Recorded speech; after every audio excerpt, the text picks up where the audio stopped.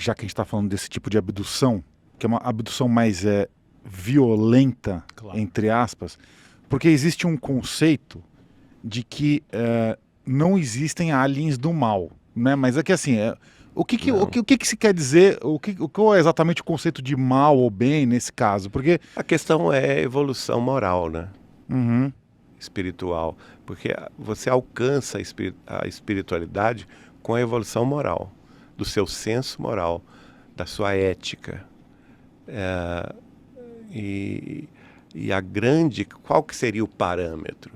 O grande parâmetro, que é a chamada lei áurea, né, que Jesus nos deu, é aquela: fazer aos outros sempre aquilo que nós desejamos que os outros nos façam. Uhum. Né? Então, aí esse vai ser o grande parâmetro se uma civilização ela é evoluída ou não dentro disso. Então, no caso, seria como eles nos abduzem de forma violenta Bruta, e traumática, fazem experiências físicas e tal. não pode ser bom, né? Embora nós temos, por exemplo, que a questão também que nós temos que considerar, por exemplo, eu participei do Congresso Mundial de Ufologia, organizado pelo GEVAERD em 2015, se não me engano, na cidade de Santos. E lá nós recebemos duas contatadas, uma da Califórnia e outra de British Columbia, do Canadá, que deram um relato muito interessante e até em sintonia. Agora, infelizmente, eu não vou lembrar o nome delas. Eu sei que uma delas, depois disso, passou a receber visitas frequentes dos extraterrestres e passou a conhecer outras civilizações apresentadas por eles mesmos, né? E ela até publicou um livro da tipologia dos extraterrestres. Mas, em suma, é o seguinte: as primeiras, não vou dizer abduções, porque não foram negativas, propriamente ditas, mas os primeiros contatos, tanto dessa californiana quanto da outra, que é de British Columbia, foram traumáticos porque elas tiveram muito medo. E nós, seres humanos, temos muito medo do desconhecido. E nem sempre aquilo que nos causa medo é ruim, não é? Se você se controla e tal. Tanto é que depois elas ficaram, inclusive, amigas dos extraterrestres, né? Eu me lembro que no relato dessa abduzida ou contatada do Canadá, ela disse que eles faziam experiências genéticas, mas com sentido positivo, porque eles revelaram a elas que a água da Terra estava tão contaminada, né, de toda a Terra, dos rios, dos mares, por substâncias que a nossa tecnologia atual terrestre não é capaz ainda de detectar, que ela está causando e vai causar a esterilidade dos homens terrestres num prazo de 200 anos. Entendeu?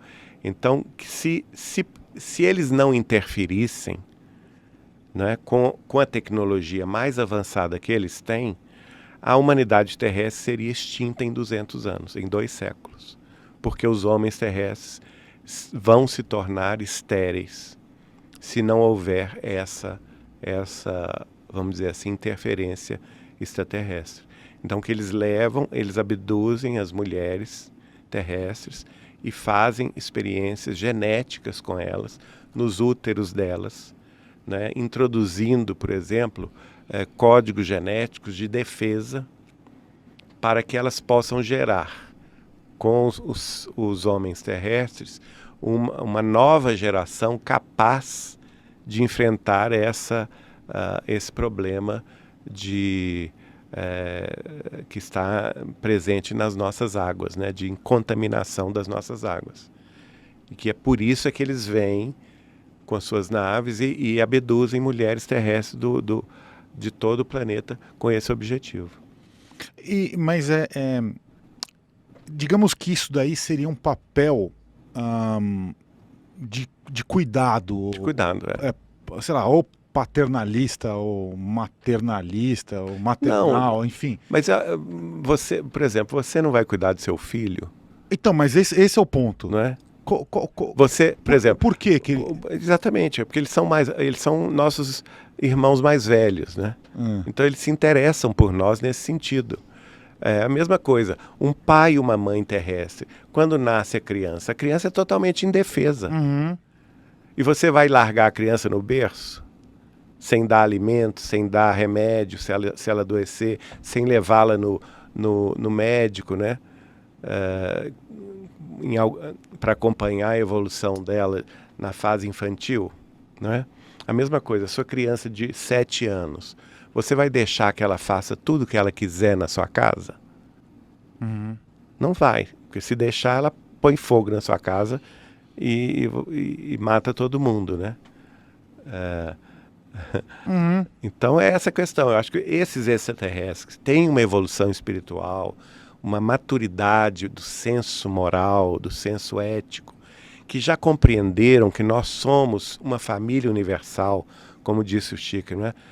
No programa Pinga Fogo. Nós somos uma família universal. Temos que entender que fazemos parte de uma família universal, que não somos o único mundo criado por Deus, né? A partir do momento que você entende isso, a humanidade ela se expande muito além da fronteira terrestre. Então eles podem ser seres humanos mais evoluídos, né? Eu não diria que eles são seres angélicos, não. Eles são seres humanos de uma super-humanidade, que já conquistaram questões fundamentais do equilíbrio, por exemplo, do seu relacionamento com a natureza, com a ciência, com a filosofia, com a religião. Eles já compreendem isso com muito mais profundidade e em compreendendo isto, eles sabem que para a evolução deles, que eles também almejam evoluir para um grau de vamos dizer assim, de angelitude que ainda não possuem. Mas eles compreendem que para eles atingirem esse grau que ainda não têm, eles têm que olhar para baixo. Eles têm que trabalhar solidariamente com os planetas que são de expiação e de provas, com os planetas menos evoluídos, onde ainda existe guerra, onde ainda existe fome, onde ainda existe doença, onde ainda existe o materialismo no sentido mais amplo e filosófico do termo, né? Esse materialismo histórico que não respeita a espiritualidade, não crê na espiritualidade e tenta, por toda a lei, diminuir os ícones da espiritualidade humana.